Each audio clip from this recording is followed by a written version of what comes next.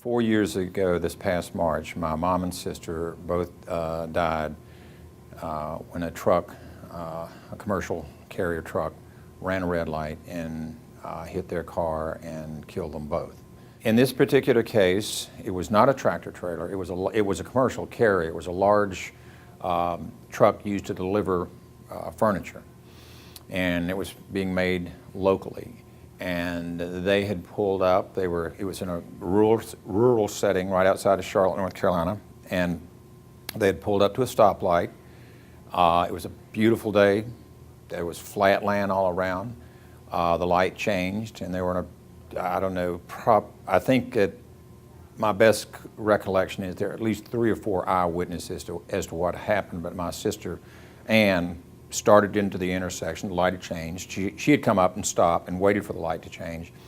When it did, she started into the intersection, and evidently the movement of the truck caught her attention, and she stopped, and he just plowed right into her. Ann her injuries were such that she was pretty much killed on the spot. My mom survived.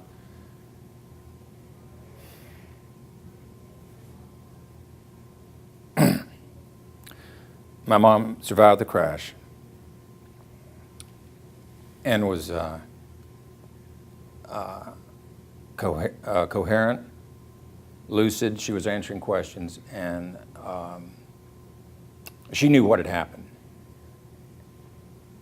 And she was 83 years old, and so she pretty much had to sit there and watch my sister die, which has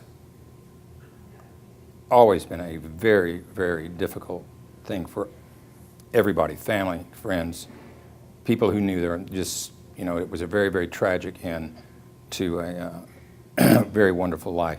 And what got my attention concerning the company is that we found out later on, and again, this goes back to the safety issues, that the company that the young man was driving for, they had been warned, we found out at least 3 times by the employees at the company, other people who worked, who simply said they didn't want to drive or ride with this driver or refused to. And we also found out that the people had been calling in the 800 number on the back of the truck and reporting the man's erratic behavior, and the company chose to ignore all of it. And was one of the things that motivated me to start looking at how companies teach and train their drivers. And we found out that that there is very little in the way of regulations as far as drivers training. Companies can get by with virtually no oversight, and this gets into areas where where they're testing for drugs, making sure that if there is an accident that the proper procedures are followed. And that's what we found out about this particular carrier, that they had a very cavalier,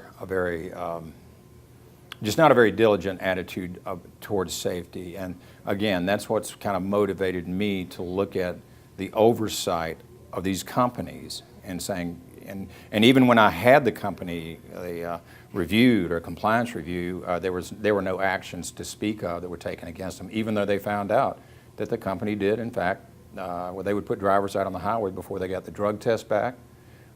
They didn't do the adequate testing of the drivers after an accident, and in fact had been responsible for the death of an individual up in New Jersey, and it was directly related to drugs. And the FMCA knew all of that, and still no actions. I think there was a $3,000 fine, and that was it. But they were given a satisfactory rating, and I just felt that's not acceptable. That's not wise use of our tax dollars, or it's not wise use of the legislature. There could be better protection for the public. Whatever it takes to get these trucking companies to understand this is not acceptable. You cannot allow 5,000 people a year to die on the highways and think that you can just do business as usual. And what we're facing right now is they're saying not only business as usual, but we want to put even heavier trucks out there. We want to make the highways even more unsafe than they already are. And these are our highways. These are the United States citizens built these highways. They weren't built by the trucking companies alone.